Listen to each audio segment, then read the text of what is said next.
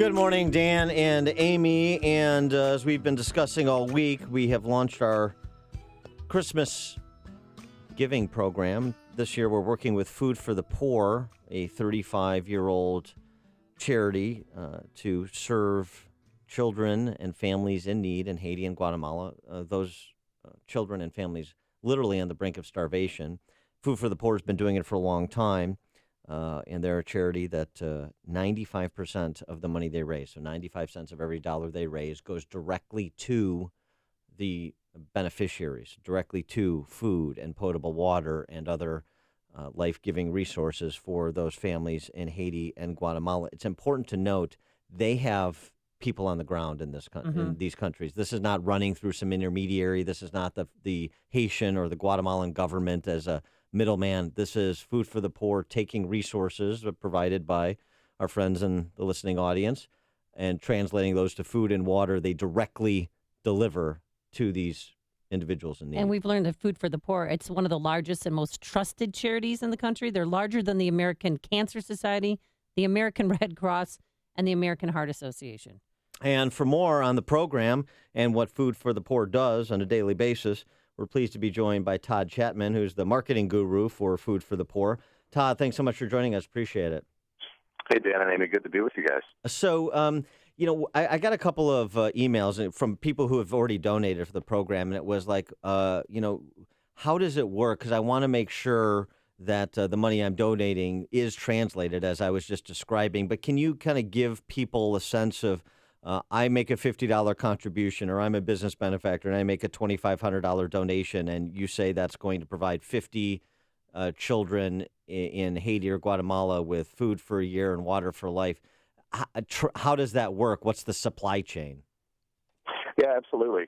Well, a big part of the reason that we're able to be so efficient and effective with people's gifts is because we have tremendous partners from all around the world who donate a lot of the goods, the food, and the supplies that we ship down to help the people in Haiti and Guatemala. So our feeding programs in all the 17 countries that we work in cost about 6 cents per meal to provide a good protein, nutritious meal for these starving kids. And so your $50 gift today breaks down as follows. $44 is going to go to provide the food, 2 meals a day for an entire year. And then we work with a great water providing organization called Water Missions International, and we know that for about $5 per person in any given community, we can provide access to clean, safe, potable water through a well or a water purification system. So that's how we do that. And again, it's because of amazing partners who donate food and their services and building supplies and things like that to keep our costs down. Todd, describe for our listeners the level of poverty that these people are going through. I mean, I asked some of our friends that have been to Haiti on certain missions, and they said that it's poorer than any community in the United States. Yeah, absolutely. Haiti is the poorest country in the Americas. And honestly, I've been there about a dozen times, and every time I go, the level of poverty never seems to shock me. You've got about 11 million people, and about 10 million of them are trying to survive on less than $2 a day, most of them about $1 a day. Lack of modern conveniences, lack of sanitation, rampant unemployment, 80% unemployment, and virtually no working government.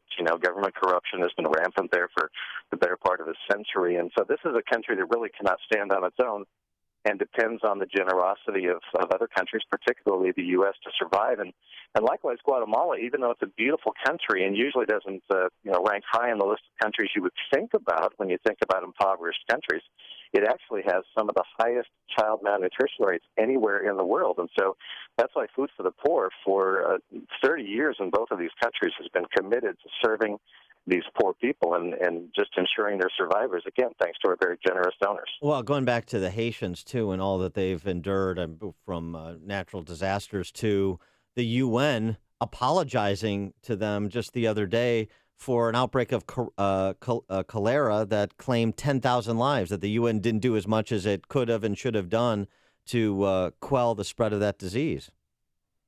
Yeah, and cholera continues to be a huge issue in the wake of Hurricane Matthew, which hit Haiti it's going to be 2 months ago next week. And I got to tell you, even when that storm was hitting, it was the worst hurricane to hit Haiti in 15 years. But we knew even as the death toll rose to about 1,000 from the storm, we knew that it was likely that more people would die after the storm than during the storm because of cholera, and that definitely has proven to be true. Cholera is running rampant in Haiti right now, and so a part of what our listeners are giving today, when you give to Food for the Poor, one of the things we've got going is we're continuing to ship food and water and hurricane supplies into Haiti. Dan and Amy, there are estimated 1.4 million people in Haiti right now that are facing famine and starvation in the wake of Hurricane Matthew. So this is a critical need, and it's largely going untalked about here in the U.S. Todd, that said, you've been there when kids have received food, clean water and food, and what's it like for you personally?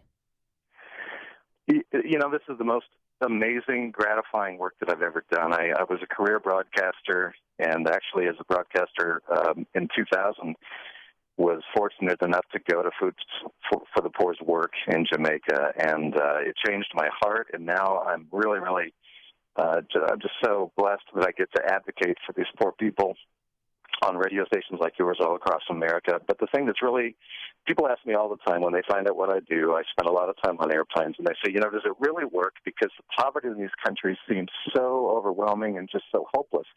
Does it make a difference? And I can tell you, because I've seen it with my own eyes, I've helped children that would not, I would not have been able to hold were it not for generous donors like your listeners who give food and water to keep these kids alive. And heartbreakingly, likewise, I've played with kids, and a couple weeks later found out that they didn't make it because, they'd been malnourished for too long, and we didn't get to them in time. So it's so important, I think, especially during this Christmas season, that people just do what you can do. When you consider that for $50, you could literally save the life of a child. I think it's an amazing gift that you can make during this Christmas season, and of course, it's tax deductible.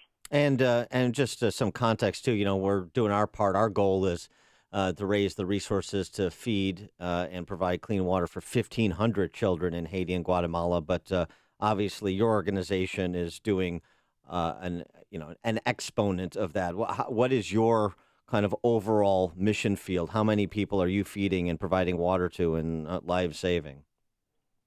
Well, in my area, in the radio marketing area, where I go on stations like The Answer there, and your sister station there in Chicago, and great stations all across America, and we're actually just tallying up the impact of our efforts this year, and it looks like we're going to come in at about 70,000 children who will no longer starve and no longer worry about the water they're drinking for the next year because of generosity of people just like your listeners. And I want to stress that, too. Food for the Poor does not get any major government grants or anything like that. We really rely on the donations of listeners just everyday people who give $50, $200, $150, whatever. They are the lifeblood of Food for the Poor, and for 35 years, it's their generosity, their care, their concern that has sustained our work. And so I just want to thank people for giving, because you really are making a difference.